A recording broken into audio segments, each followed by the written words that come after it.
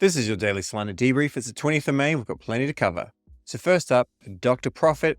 He puts out a Sunday report every Sunday. This is always a good thing just to have a quick look at. He talks about different things, and obviously he's just one of the traders that we'll follow. Sometimes he'll be right, sometimes he will not be.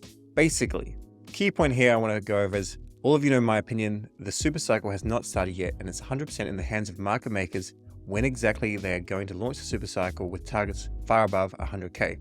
So basically we're in this box. We're going to be in this box. When we come up here, then great. And then when we go up higher, brilliant. Now the actual time period from here to here, although it looks like it's June on his box, it's not actually going to be June in my opinion. The market makers will probably launch this towards the end of the year, in my opinion. In the meantime, I'm just dollar cost averaging. It's boring, but it works. Not financial advice, of course. Now having a quick look at CoinGecko, we can see that Bitcoin's pretty healthy. Solana's doing very well. Remember that this was looking like it was going to go down to $100 earlier, and Ethereum is doing okay, but relative to Solana, if we compare the two pairs, Solana's actually doing a lot better. Invest Answers is happy, Bitcoin's doing well, Solana smashing the world, spiking towards $200, and then from 200, going to an all-time high is pretty probable to play out within a short period of time. By the end of the year, in my opinion, we definitely would be over $300. Once again, just my opinion. Trader Cod says we're all underexposed to Sol. The chart looks good, the narrative's good. Now here's a really good take, because it's always good to get stuff from people that are older in the space, 2012, bit of an OG. Thing is, when people got into Bitcoin then Ethereum early, some of them stayed active, others just made a whole lot of money and are now just living off maybe a loan on their Bitcoin or selling them every now and then. The thing is, narratives always change. And Santiago has changed his narrative. It's clearly Solana, and he's basically saying you had months to do the work, so to do research into what good things are, and then people get paralyzed. They miss it at 20, 30, 50, 100, 150, now 170. So he says you either believe Solana surpasses Ethereum or you don't.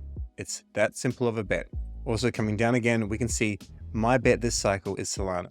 That's not to say other things can't or won't be successful, but Solana is where he is interested with size. And to be honest, there is no other ecosystem that's really shipping as many things. Like as an example, you go to Jupiter, you can do so many things. There are very few blockchains where you can go and do a DCA, a limit order, a perps dex, a swap that's routed via hundreds of different routes. And that's just one dApp.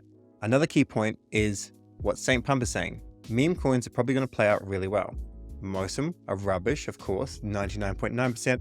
Maybe 1 out of every 4,000 could have potential. And of course, people jump in and they jump out. It's quite a vicious thing. You got to be very, very careful. But this is just how a normal token is like. They're not all like this, but most of them are like this. They've got the circulated supply and the market cap, and then there's a whole lot more to be unlocked.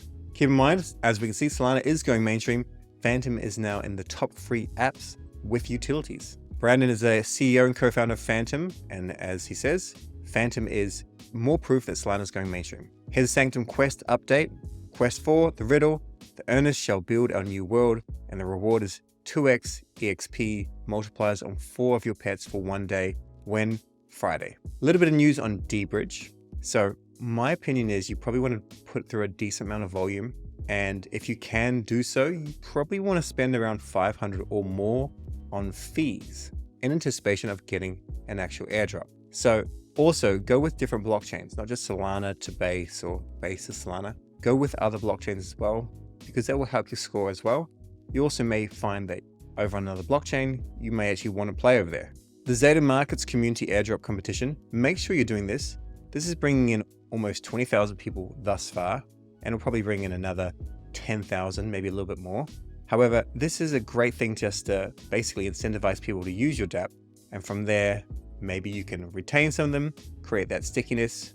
Either way, all of them should walk away with some sort of Z token allocation. On to UpRock now.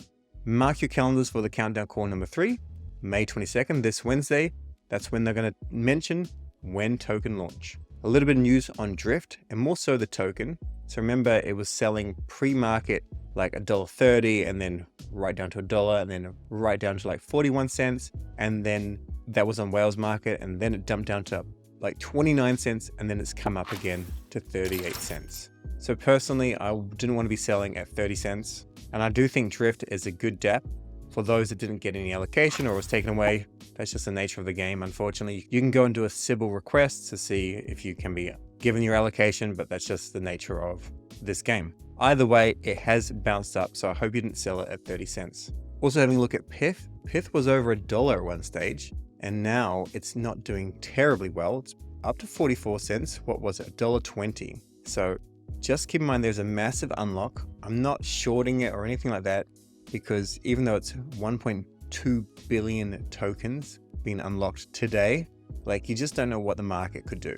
I do anticipate sell pressure, but maybe there's also a decent amount of buy pressure. This week we're going to talk much more about dupe, because I think this is the most valuable play of the cycle.